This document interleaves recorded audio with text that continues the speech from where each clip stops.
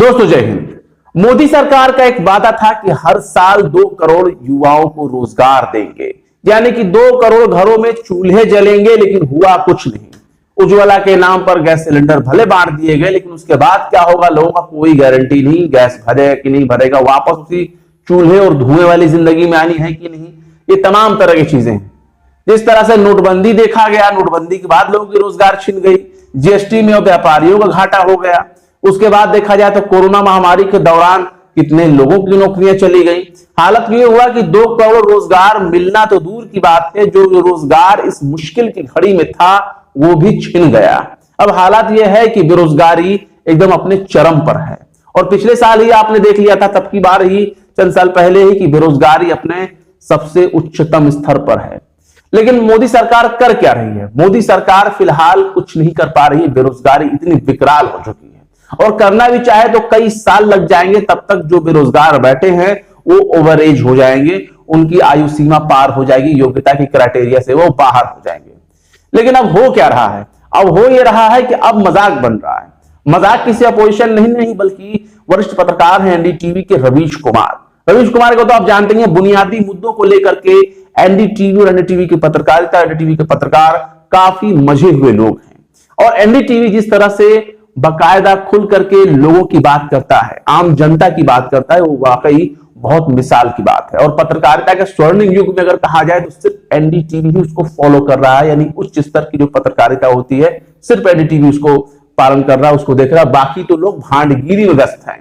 मतलब जितना सब सरकार की चाटुकारिता कर ली जाए, चाटुकार बन जाए, उतना ही उनके लिए अच्छा है। लेकिन एनडीटीवी इन सबसे हट करके है, जेन्युइन जर्नलिज्म कर रहा है। एनडीटीवी के पत्रकार रवीश कुमार जो प्राइम टाइम के एंकर हैं, उन्होंने जो है तंज कसा है, और किसके ऊपर? बेरोजगारी के ऊपर।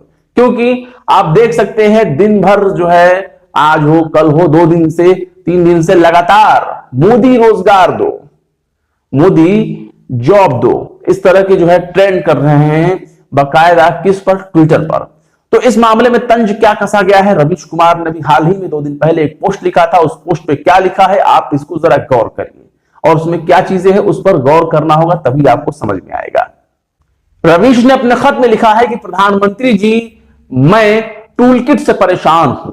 बेरोजगार अपने आंदोलन को ध्यान में लाने के लिए जो टूल किट बनाते हैं, उनमें मेरा फोन नंबर डाल देते हैं, अपनी बर्बादी का लंबा चौड़ा ब्यौरा भी डाल देते हैं। मैं आपके मंत्रिमंडल में रोजगार मंत्री भी नहीं हूं, आपकी पार्टी के आईटी सेल का चीफ भी नहीं हूं। यानी तमाम तरह से तंज कस रहे हैं, सीधे बता रहे हैं कि जो काम सरकार का होना चाहिए, सरकार के मंत्रिमंडल का होना चाहिए, और बेरोजगार एम्प्लॉयमेंट मिनिस्टर का होना चाहिए, वो काम रवीश कुमार कर रहे हैं। रवीश कुमार को लोग परेशान कर रहे हैं। रवीश कुमार को लोग परेशान क्या, बल्कि उनको खतूत भेज रहे हैं, खत भेज रहे हैं, मेल्स कर रहे हैं, फोन कॉल्स कर रहे हैं, व्हाट्सएप भेज रहे हैं कि आप हमारी परेशानियों को दिखाइए।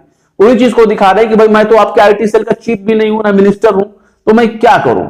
रवीश आगे लिखते हैं कि इन युवाओं के, ये जो नौजवान हैं, इन युवाओं के बार बार लिखने से भारत की छवि खराब हो रही है।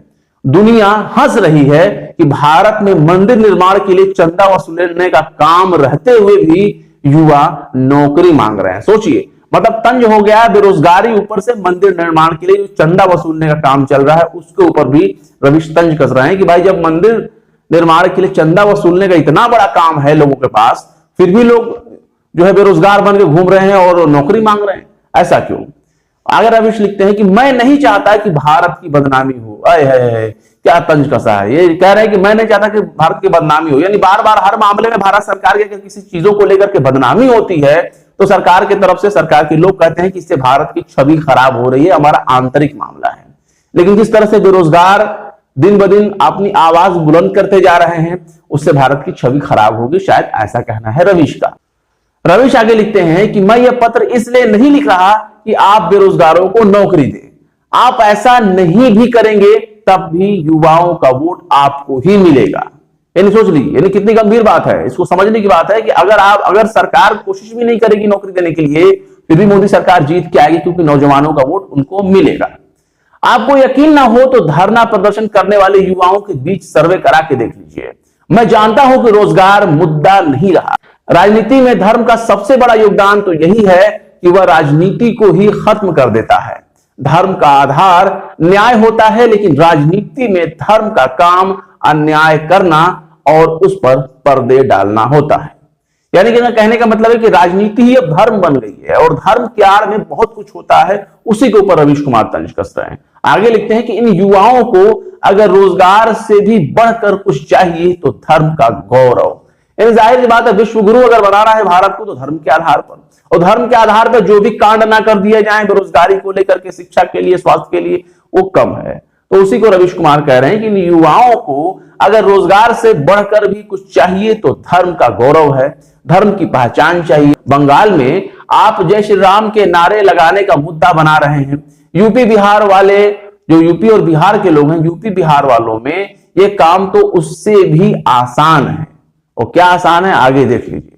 इनका मतलब तो रवीश कुमार जो है सीधे बंगाल इलेक्शन की तरफ टच कर रहे हैं। इतना बड़ा मुद्दा जिसके पास है वो रोजगार की बात नहीं कर रहा, वो सरकार रोजगार देने की बात नहीं कर रही है।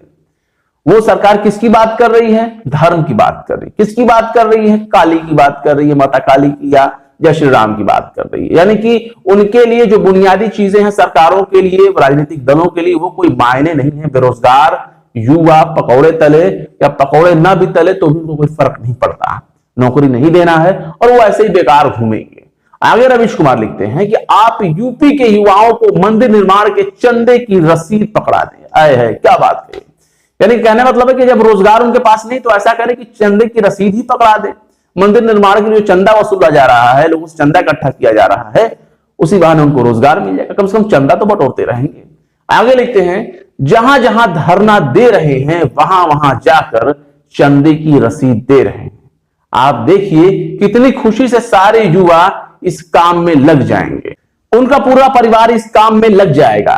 जब इतने से भारत में बेरोजगारी की समस्या खत्म हो सकती है तो फिर इसे करने में देरी क्यों हो रही है। युवाओं को परीक्षा की तारीख नहीं चाहिए, युवाओं को चंदे का लक्ष्य चाहिए, आप दे दीजिए। बस इन बेरोजगारों से कहिए कि मुझे परेशान करने के लिए टूल किट ना बनाएं। इन बेरोजगारों ने ना तो दिशा रवि का नाम सुना है और ना ही उसके साथ जो हुआ उसे गलत बोलने की हिम्मत भी है। यानी इन लोगों में हिम्मत नहीं है कि दिशा रवि के साथ क्या हुआ, और नाम तो सुना ही नहीं जो टूल किट को लेकर इतना प्रसारित किया गया, बदनाम करने की कोशिश की दिशा रवि को, जो एनवायरमेंट एक्सपर्ट, जो एक्टिविस्ट हैं। उसके बाद आगे लिखते हैं कि कई बार ये मुझे गलत साबित कर देते हैं, लेकिन ये पलड़ा उनके पक्ष में भारी है। वो हमेशा आपको सही साबित कर देते हैं। ऐसे युवाओं को आप चंदा वसूलने की रसीद नहीं देंगे तो कौन देगा।